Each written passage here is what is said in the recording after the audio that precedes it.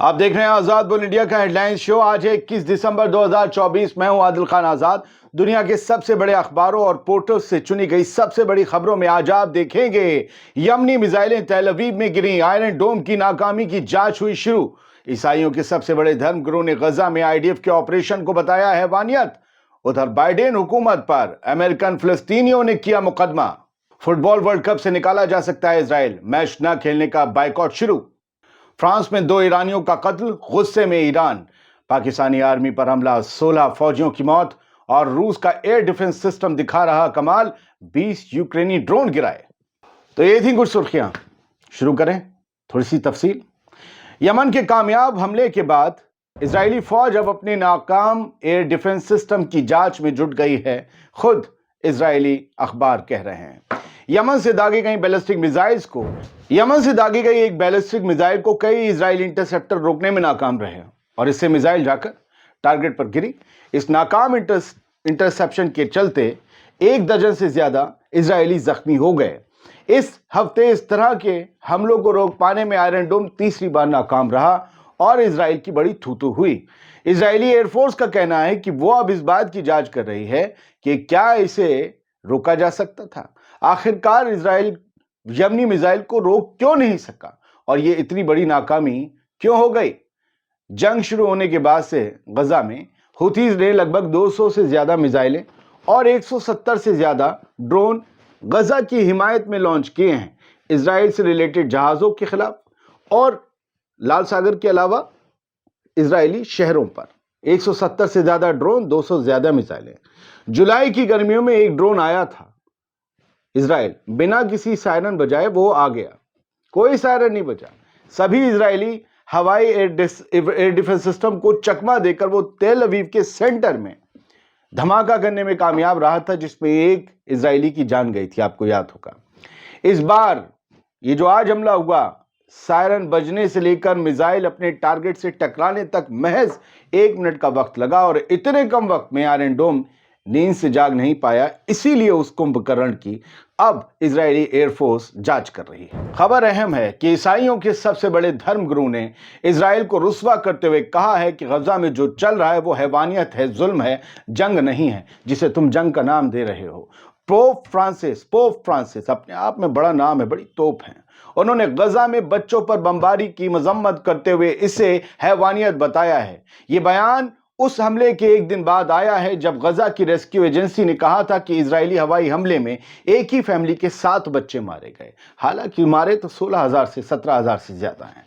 Pope Francis ने कहा कि कल बच्चों पर बमबारी की गई, कल की बात कर रहे थे वो।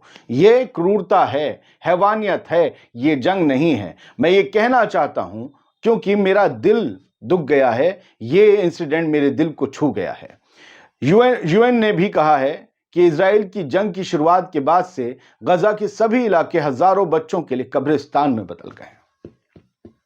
फिलिस्तीनी ऑफिशियल्स के मुताबिक इजरायली फौज ने कम से कम अपने हमलों में 17,400 बच्चों का कत्ल किया है, यानी हर 30 मिनट में एक बच्चा मारा जाता है गजा में। मलबे के नीचे हजारों लोग लापता हैं, जिनमें से ज्यादातर के मरे होने का शुबा है। बढ़ते हैं आगे। 9 फिलिस्तीनी अमेरिकियों ने अमेरिका की हुकूमत पर मुकदमा कर दिया है, अमेरिका के मिनिस्टर्स पर, जिन्हें सेक्रेटरी कहा जाता है। इसमें इल्जाम लगाया गया है कि अमेरिकी सरकार उन्हें या उनकी फैमिलीज के मेंबर्स को बचाने में नाकाम रही, जो गजा में फंसे हुए थे, जहां इजराइल की वॉर ने हजारों लोगों को मार डाला और एक ह्यूमैनिटेरियन क्राइसिस पैदा कर दिया।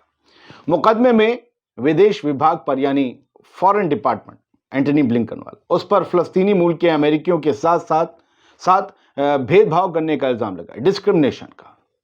उन्हें जंग में छोड़ दिया गया, ये कहा गया, और एक जैसे हालात के बावजूद अलग अलग मूल के अमेरिकियों को फौरन निकालने और उनकी हिफाजत करने के लिए एक कॉमन कोशिश नहीं की गई, यानी चमड़ी का रंग देखकर भेदभाव किया गया, तासुब बरता गया।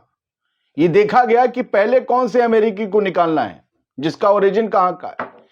यह इस हफ्ते अमेरिकी हुकूमत के खिलाफ दूसरा मामला था। इससे पहले फिलिस्तीनी फैमिलीज ने मंगल के रोज वॉशिंगटन की तरफ से इजराइल की फौज को सपोर्ट दिए जाने पर अमेरिकी फॉरेन डिपार्टमेंट पर मुकदमा दर्ज किया था, ब्लिंकन वाले पर ही। बात अब ईरान की कर लेते हैं और इनके बयान का भी सिलसिला अमेरिका से जुड़ता है। ईरान ने कहा है कि अमेरिका इजराइल के सपोर्ट में पूरे खित्ते को, मिडिल ईस्ट को कमजोर करने की कोशिश कर रहा है, पूरे खित्ते को। ये दोनों नक्शे बदलना चाहते हैं।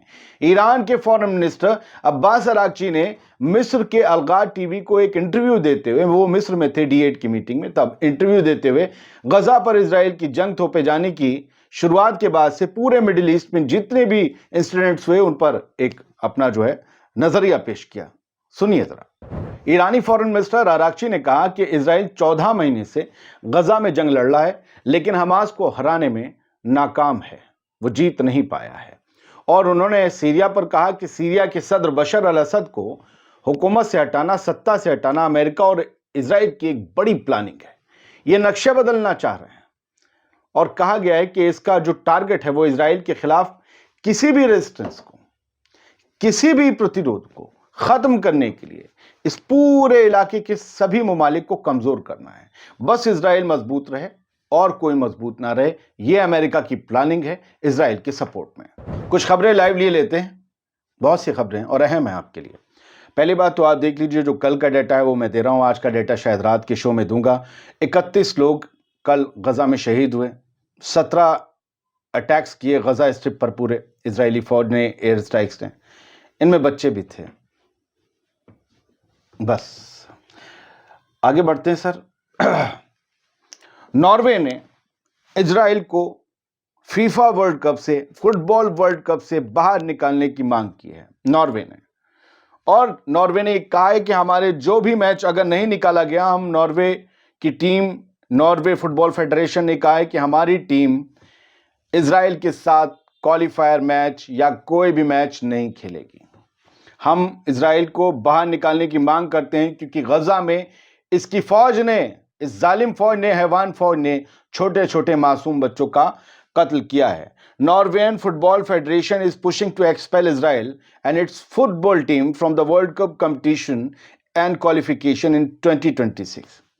2026 में जो क्वालिफिकेशन मैच होंगे, वर्ल्ड कप होगा, उससे बाहर निकालने का मुतालबा कर रही है नॉर्वे की टीम कि इजराइल को बाहर फेंको, किक आउट करो। क्योंकि ये कहा गया है कि गजा में, ये कहा गया है कि इनोसेंट सिविलियंस को गजा में मारा जा रहा है और कहा मैच नहीं खेलेंगे। आप सोचिए, फीफा और यूएफए जो है, ये फेडरेशन ने, इस तमाम जो नॉर्वेजियन फेडरेशन है फुटबॉल, इन्होंने इन बॉडी से, इंटरनेशनल फुटबॉल बॉडी से, फीफा से, यूएफए से कहा है कि कुछ नए सैंक्शंस लगाइए आप इजराइल पर और इसे बाहर कीजिए। नॉर्वे के अलावा अगर 3-4 और ममालिक, 5 और ये होगा, 5-6 ममालिक ने और कहा कि हम इजराइल के साथ मैच नहीं खेलेंगे, पूरा स्ट्रक्चर बिगड़ जाएगा फीफा का। क्या करेंगे एक मुल्क को बचाने के लिए? और अगर ये हुआ कि मास प्रोटेस्ट होंगे फुटबॉल मैचेस के दौरान, लोग नहीं देखने आएंगे, कुछ हो सकता है इजरायली टीम के साथ, फिर तो बाहर निकालना पड़ेगा। अगर बहुत से लोगों ने कहा मैच नहीं खेलेंगे, स्ट्रक्चर बढ़ जाए, उसके बाद आए, अभी क्योंकि बिगाड़ना नहीं चाह रहे। इजराइल के लिए मुश्किल है। जंग रुकने के बाद न जाने कितने फौजी इनके पकड़े जाएंगे दूसरे ममालिक में, हो सकता है, और कितने इनके साथ। इजराइल ने नफरत बटोर ली है, पूरे ज्यूज ज़ायनीज के लिए नफरत बटोर ली पूरी दुनिया में पिछले 1 साल में, गजा में बेगुनाहों को मार मार के। आपकी हमास से लड़ाई थी, आप मारते उन्हें, वो आपको मारते, औरतें, बच्चे, बूढ़े। तस्नीम की हेडलाइन है कि 2 ईरानियों का कत्ल हुआ है फ्रांस में। अब इस मामले में जांच शुरू हो गई है। नॉर्थ फ्रांस में इन लोगों को मार दिया गया। ईरान ने नाराजगी जताई है। बताया ये जा रहा है कि इनके ऊपर हथियारों से हमला हुआ और ये पूरा मामला रेसिज्म से, यानी नस्लवाद से प्रेरित था।